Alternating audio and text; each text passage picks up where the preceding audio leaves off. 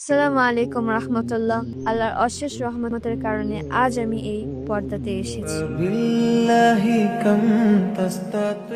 শোবিজের আলো ঝলমলে দুনিয়া থেকে নিজেকে সরিয়ে নিয়েছেন শিশুশিল্পী হিসেবে পরিচিত সিমরিন লুবাবা। শুধু অভিনয় নয়, প্রকাশ্যে মুখ দেখাতেও আগ্রহী নন তিনি।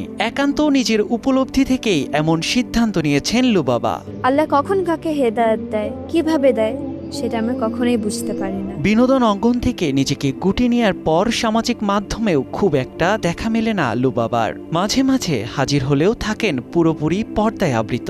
এই হেদায়েতের জন্য আমি আল্লাহর কাছে অনেক অনেক কৃতজ্ঞ। সম্প্রতি লুবাবার সঙ্গে কাটানো মুহূর্ত ফ্রেমবন্দি করে সামাজিক মাধ্যমে শেয়ার করেছেন চিত্রনায়িকা বর্ষা। অনেকদিন পর দুজনের দেখা হয়েছে বলেও জানিয়েছেন অভিনেত্রী। এদিকে একই ছবি নিজের সোশ্যাল হ্যান্ডেলেও শেয়ার করেছেন লুবাবা। সিলন টি রপ্তানিতে শীর্ষে। লিখেছেন, সব আলো ক্যামেরার সামনে নয়, কিছু ভালোবাসা থাকে একদম মায়ের মতো, নীরব আর গভীর।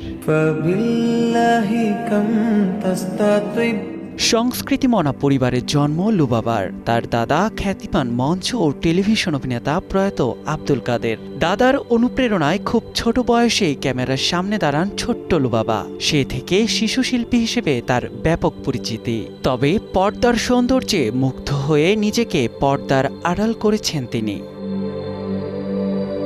নিয়াত শুভ, সময় সংবাদ, ঢাকা।